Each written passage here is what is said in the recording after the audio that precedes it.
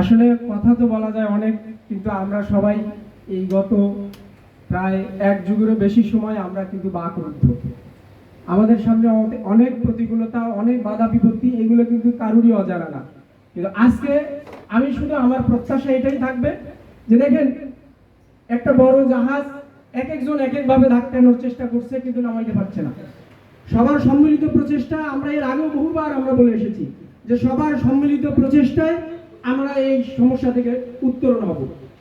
কিন্তু অনেক সময় দেখা যায় যে আমাদের অনেকের মধ্যে একটু গা ছাড়া ভাব আসে। দেখেন ভাই, আমাদের প্রত্যেককে মরতে হবে, যে যেখান থেকে পারেন। ডেস্টিনি 2000 লিমিটেডকে চালুর জন্য, আমাদের দায় মুক্তির জন্য যার যে করণীয় আছে, সর্বোচ্চ পর্যায় থেকে যদি আমরা শুরু করি, এই বর্তমান পরিবর্তিত পরিস্থিতিতে সবকিছু যদি পরিবর্তন হচ্ছে, আমাদের চাহিদাও পরিবর্তন হবে ইনশাআল্লাহ।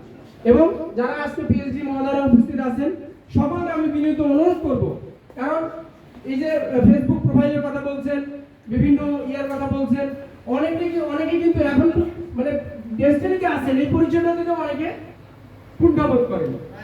কিন্তু আমরা যে দায়িত্বের মধ্যে আছি, যে দায়বদ্ধতার মধ্যে আছি, এহকালে না করলেও পরকালে কিন্তু আমাদের এই জবাবদিহিতা করতে হবে। এই জন্য অন্তর থেকে করেন। আমাকে অনেক মানুষ ফোন দেয়, যে ধরনের কষ্ট, অনেক মানুষ 12 বছর বিদেশ থেকে আসছে, এক সপ্তাহ ছুটি নিয়ে এক রাতে থাকতে পারে না, এলাকায় চলে যায়। অনেক মানুষ বিনা চিকিৎসায় মারা যাচ্ছে। অনেক মানুষ তার চাকরির টাকাটা এখানে দেওয়ার পরে তার সন্তানরা তাকে ইতিমখানা পাঠাই দিচ্ছে, আশ্রয় কেন্দ্রে পাঠাই দিচ্ছে। অনেক মানুষ ফোন দেয়। তো শুধু আমি এতটুকু বলবো, আমরা এখানে যারা থাকি, বিশেষ করে আমরা কিন্তু এখানে টাকার জন্য থাকি না। আমরা বাসা আশেপাশে, আমরা আশেপাশে আমাদের কর্মক্ষেত্র, আমরা এখানে উপস্থিত থাকি।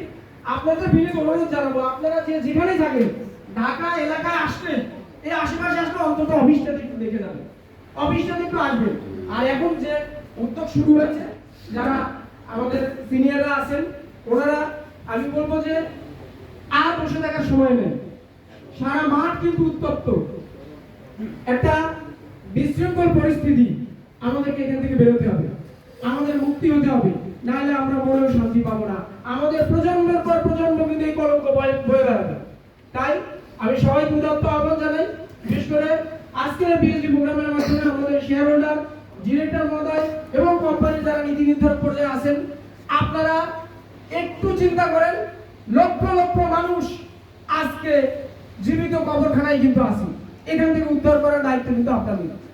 আমরা যারা পিএইচডি আছি, আমরা যারা বিনিয়োগকারী আছি, আমরা শুধু কথা বলতে পারবো, চিল্লাইতে পারবো, আমরা হাউকাউ করতে পারবো, কিন্তু আপনারা কিন্তু নীতি নির্ধারক।